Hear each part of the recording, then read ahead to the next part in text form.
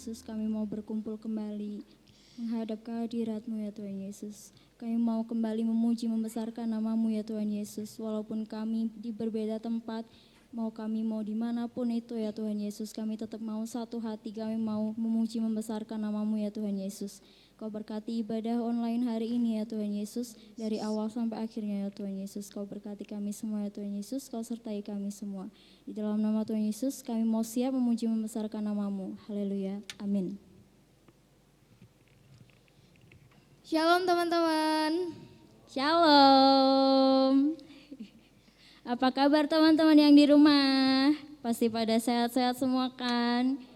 Amin. Amin. Kita akan memuji memuliakan nama Tuhan. Saya jemput teman-teman semua buat bangkit berdiri. Meskipun kita di rumah saja, tapi kita mau membesarkan nama Tuhan. Kita angkat pujian, ku naikkan syukurku.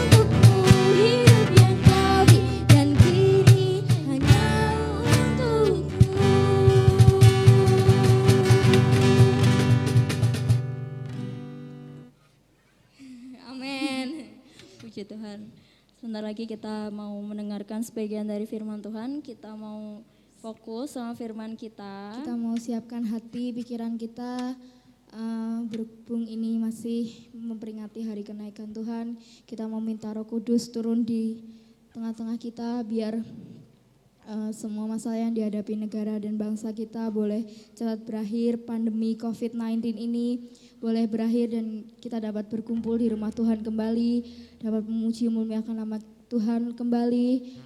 Saya undang teman-teman semua buat nyatuin hati. Kita mau dengar sedikit dari sabda firman Tuhan. Kita mau lebih fokus lagi. Kita mau bersungguh-sungguh dalam melayani Tuhan, dalam menyenangkan hati Tuhan.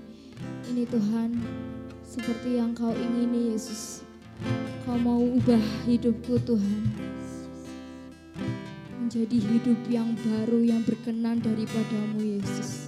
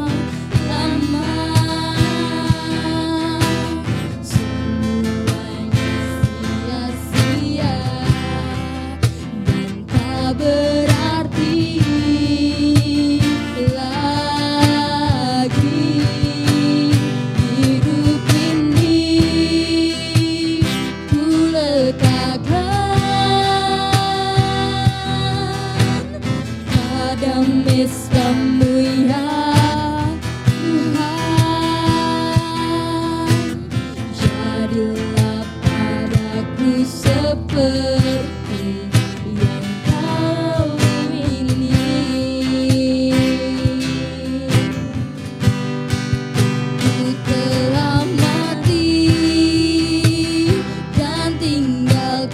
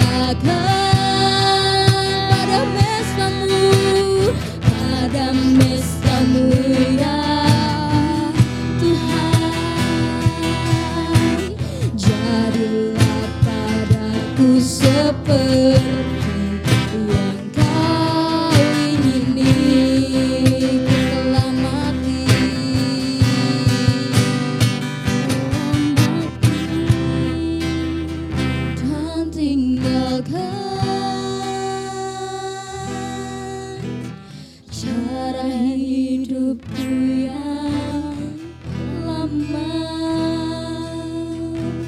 semuanya sia-sia dan tak berarti lagi. Hidup ini ku letakkan hanya pada mesbah-Mu Tuhan, ya Tuhan. Jadilah padaku seperti yang Kau ingini. Jadilah padaku seperti yang Kau ingini. Jadilah padaku seperti yang Kau ingini. Haleluya, haleluya.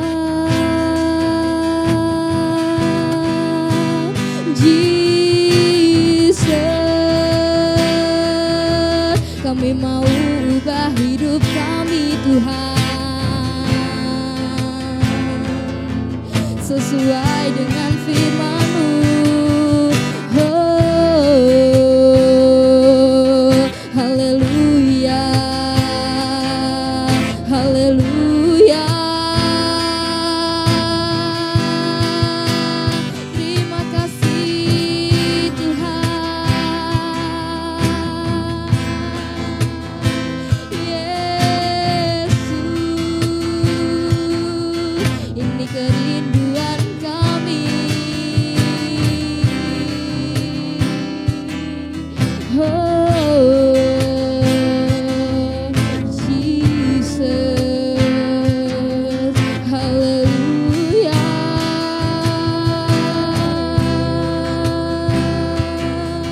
Kau Allah yang layak ditinggikan.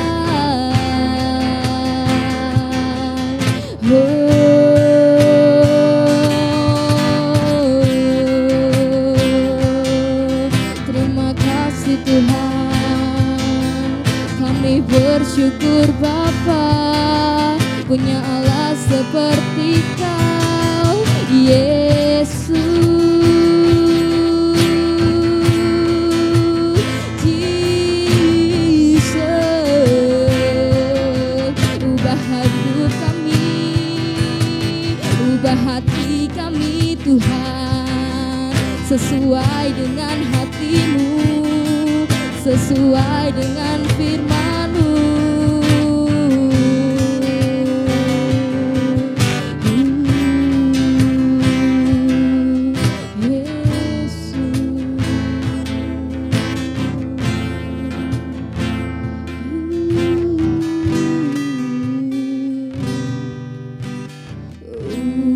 Ubah hatiku seperti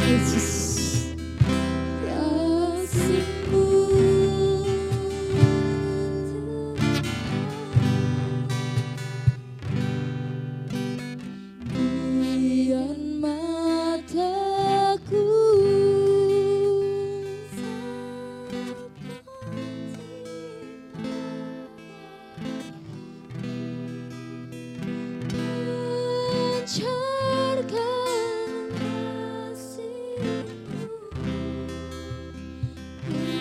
jadi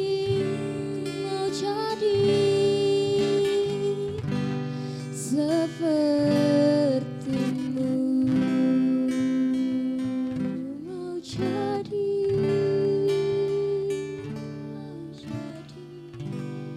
sepertimu,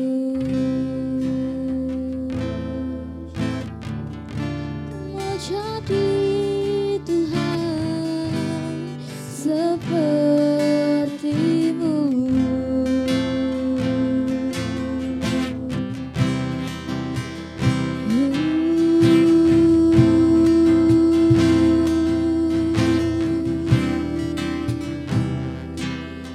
Mau jadi sepertimu, segambar dengan Engkau Yesus. Engkau yang tuntun aku menuju ke jalan-Mu Tuhan. Ubah hidupku, ubah hatiku, ubah sifatku, lembutkan hatiku Tuhan.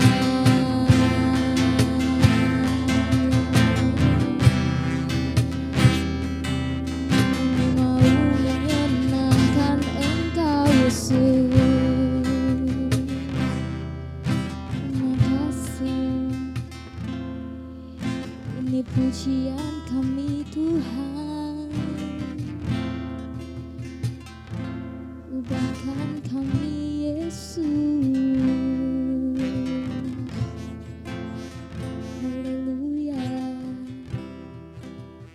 haleluya.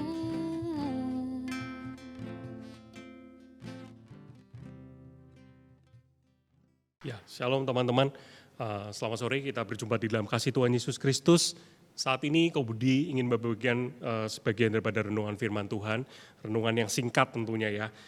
Kau Budi mengambil tema di dalam hidup yang baru. Sebetulnya ini menjadi tema yang seharusnya pemuda remaja rayakan lewat Paskah, tetapi karena pandemi virus corona kita tidak bisa merayakan bersama-sama dan Kau Budi ambil tema ini untuk kita belajar bersama-sama.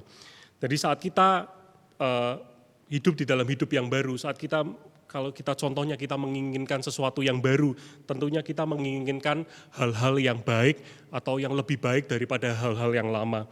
Nah demikian dengan hidup kita di dalam Tuhan, saat kita ingin masuk di dalam hidup yang baru, tentunya kita memikirkan tentang hal-hal yang lebih baik daripada kehidupan lama kita. Nah, tema pada saat ini, hidup di dalam hidup yang baru, itu diambil di dalam Roma 6 ayat yang keempat. Mari kita akan baca bersama-sama. Dengan demikian, kita telah dikuburkan bersama-sama dengan Dia oleh baptisan dalam kematian, supaya sama seperti Kristus telah dibangkitkan dari antara orang mati oleh kemuliaan Bapa. Demikian juga kita akan hidup dalam hidup yang baru. Kita garis bawahi. Demikian juga kita akan hidup dalam hidup yang baru. Jadi di situ ada kata baptisan yang kita tahu bahwa saat kita baptis masuk di dalam baptisan air, kita dikuburkan atau secara tidak langsung dikatakan bahwa kita dibenamkan di dalam air meninggalkan dosa-dosa lama kita. Nah, kita akan langsung masuk di dalam poinnya, beberapa poin yang akan Kau dibagikan bahwa bagaimana sih untuk kita bisa hidup di dalam hidup yang baru. Kita baca di dalam Efesus 4 ayat yang ke-22, Kau mulai ya, 22, 23, 24 akan Kau dibacakan. Yaitu bahwa kamu berhubung dengan kehidupan kamu yang dahulu harus menanggalkan manusia lama yang menemui kebinasaannya oleh nafsunya yang menyesatkan, supaya kamu dibaharui di dalam roh dan pikiranmu, dan mengenakan manusia baru yang telah diciptakan menurut kehendak Allah di dalam kebenaran dan kekudusan yang sesungguhnya. Jadi poin yang pertama saat kita mau masuk di dalam hidup yang baru, bahwa kita harus pastikan bahwa harus ada yang dikuburkan, harus ada yang dimatikan, harus ada yang kita tinggalkan. Seperti peristiwa baptisan yang kita sudah sebagian besar pemuda remaja sudah masuk di dalam baptisan air, yaitu kita dibenamkan, kita dikuburkan di dalam air, kemudian kita dibangkitkan, itu menjadi sebuah lambang bahwa kita meninggalkan manusia lama atau meninggalkan dosa-dosa kita, dan kita berbalik dari yang tidak mengenal keselamatan di dalam Tuhan Yesus, kita menjadi mengenal keselamatan di dalam Tuhan Yesus, dan kita hidup di dalam hidup yang baru. Tetapi pertanyaannya adalah, sudahkah kita benar-benar hidup yang baru? Sudahkah kita benar-benar meninggalkan manusia lama kita? Apakah malah setelah kita dibaptis, kita masih sering bergulat? Pastinya kita masih sering bergulat dengan hal-hal yang lama yang seharusnya kita kalahkan. Tetapi seberapa sering juga kita kembali kalah dan kita tidak bisa meninggalkan kebiasaan-kebiasaan lama kita.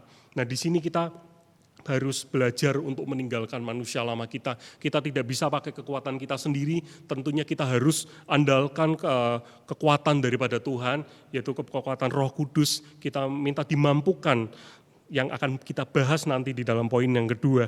Nah, kita akan juga belajar di dalam Efesus 4, di dalam perikop manusia baru. Kita tahu di situ di dalam menjadi karakteristik manusia lama. Ini menjadi poin-poin yang harus kita mengerti bahwa ada karakter-karakter manusia lama.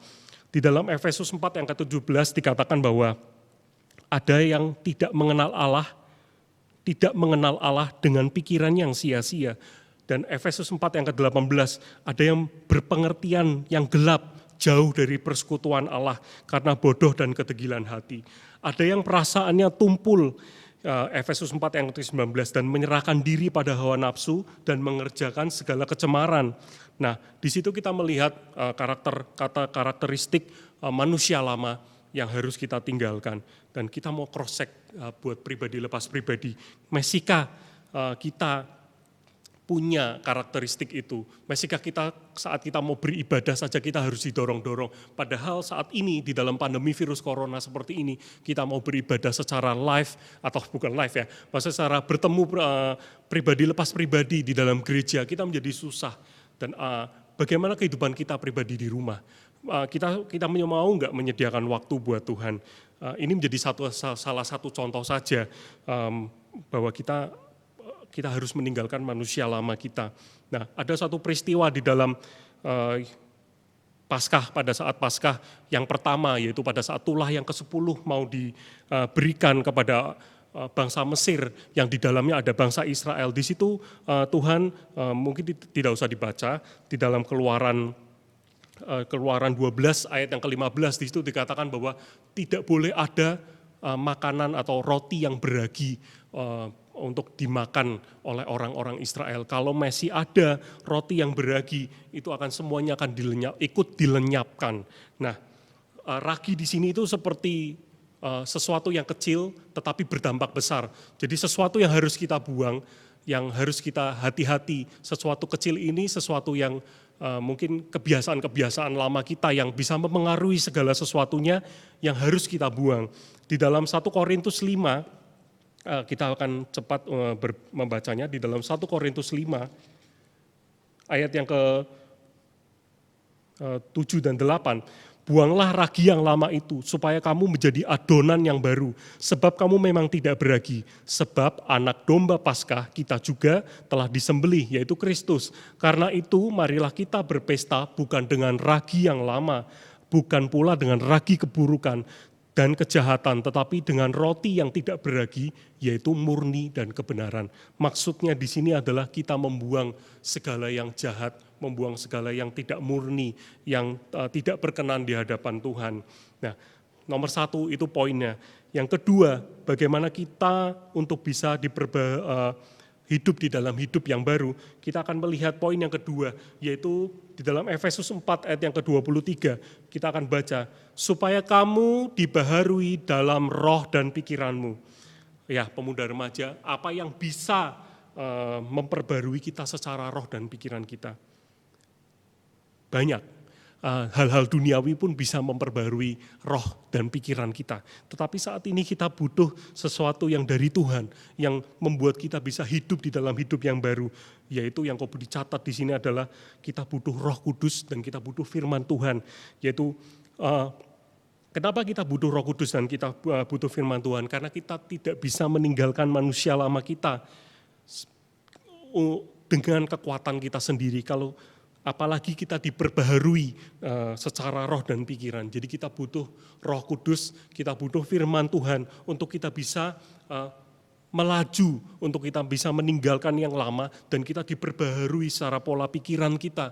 Jadi baptisan yang kita jalani di dalam keselamatan di dalam Tuhan itu tidak berhenti begitu saja, hanya seperti ya sudah dibaptis sudah, tetapi kita harus tetap mengerjakan keselamatan itu. Nah, salah satunya adalah diperbaharui secara roh dan pikiran untuk kita bisa hidup di dalam hidup yang baru. Nah, kita akan baca beberapa ayat, yaitu di dalam Yohanes 16 ayat 7 ke 8, di situ dikatakan bahwa Roh Kudus menginsafkan dunia akan dosa. Bagaimana kita bisa menginsaf akan hal-hal yang lama atau diperbarui di dalam roh, yaitu kita butuh Roh Kudus. Yohanes 14 ayat yang ke-16, Roh Kudus di situ dikatakan sebagai penolong.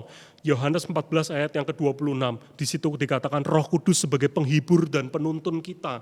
Kita butuh Roh Kudus untuk memperbarui roh dan pikiran kita supaya kita hidup di dalam roh. Hidup di dalam roh, mungkin kita bisa baca sendiri di dalam Roma 8 ayat yang 13 sampai yang ke-16. Nah, bagaimana sih kita mendapatkan Roh Kudus?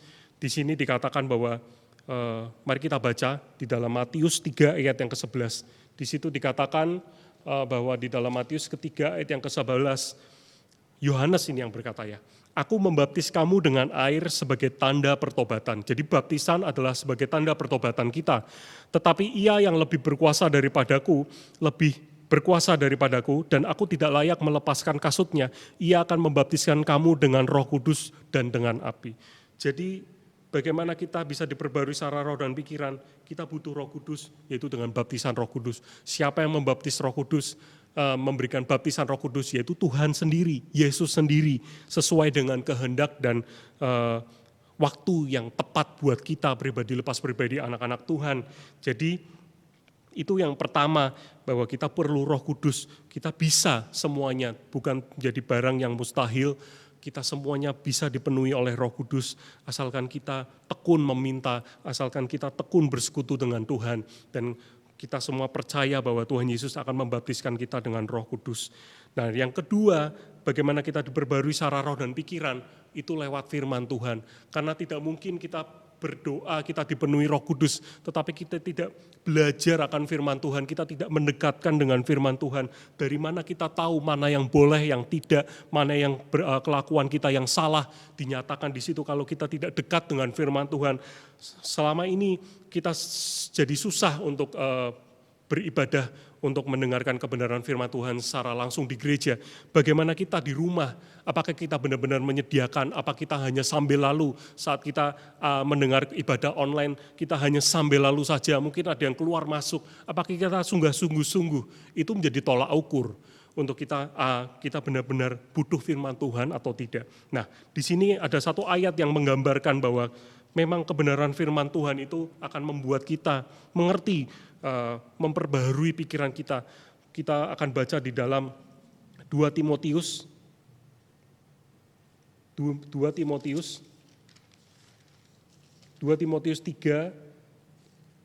ayat yang ke-16.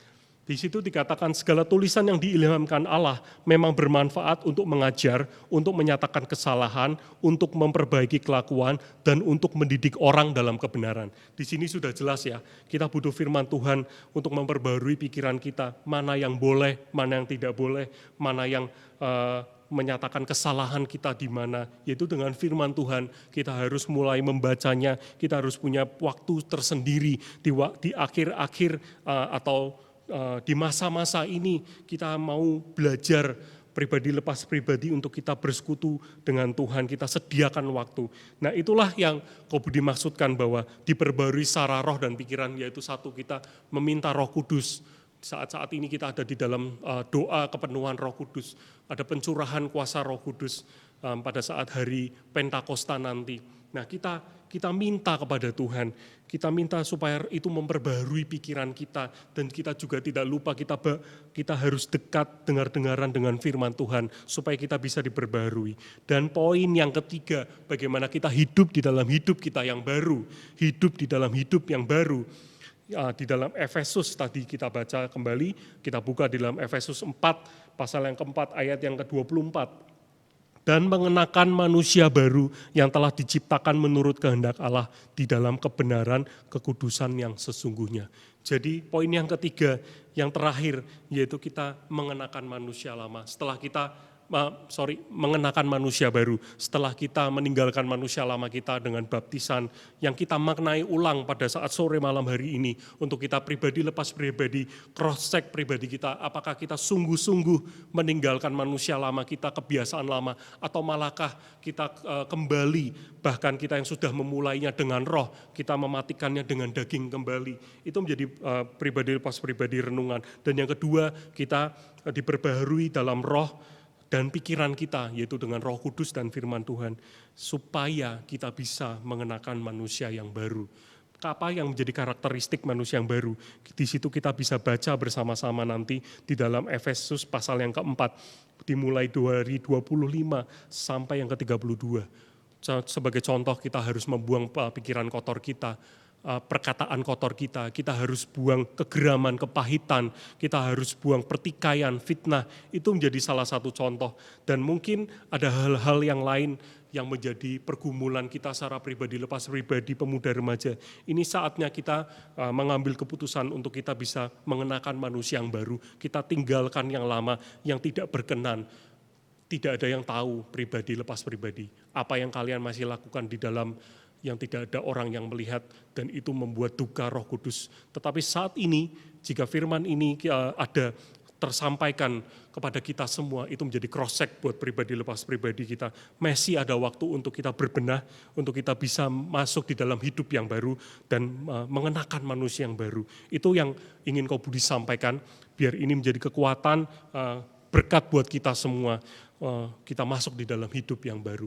Kita tinggalkan yang lama, kita diperbarui secara roh dan pikiran kita, kemudian kita mengenakan manusia yang baru. Nah, ini menjadi renungan singkat. Buatlah keputusan sekarang, miliki kerinduan untuk berubah. Karena jangan-jangan kita masih nyaman dengan kehidupan lama kita. Kita tidak mau bersekutu, seolah-olah kita untuk kita belajar firman, kita merasa malu atau merasa malas, atau dengan hal-hal yang lain yang masih mencoba untuk merongrong kita, pemuda remaja yang mencoba menggagalkan kita untuk hidup di dalam hidup yang baru.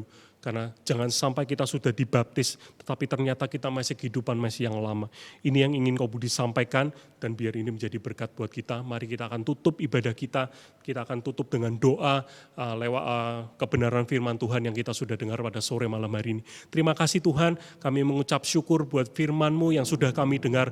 Kalau pada saat ini Tuhan kami diperhadapkan dengan perenungan ini Tuhan, dan biarkan kami pribadi lepas pribadi untuk kami tahu memaknai hidup yang baru saat kami sudah dibaptis. Jangan sampai kami ternyata kami masih hidup di dalam hidup yang lama, dan kami tahu Tuhan ada Roh Kudus dan firman-Mu yang memperbarui roh dan pikiran kami, yang memampukan kami meninggalkan manusia lama kami dan memampukan kami untuk mengenakan manusia yang baru. Terima kasih Tuhan, berkati firman-Mu sampai kepada dalam hati teman-teman kami dan kami sendiri, Budi sendiri Tuhan, supaya kami semuanya ya Bapa menjadi serupa dengan gambaran-Mu ya Kristus, semakin serupa dengan Engkau, dan kami menjadi berkat dimanapun kami berada. Terima kasih Tuhan Yesus, ini yang menjadi doa sembahyang kami, dan kami serahkan segala sesuatunya ke dalam tangan-Mu, dan kami percaya kuasa dan penyertaan-Mu di tengah-tengah masalah virus corona ini Tuhan. Kami pemuda remaja, kami percaya ada Engkau yang selalu menopang dan membukakan jalan bagi kami ya Bapa. Terima kasih Tuhan Yesus, ini menjadi doa sembahyang kami di dalam nama Tuhan Yesus Kristus. Haleluya. Amin.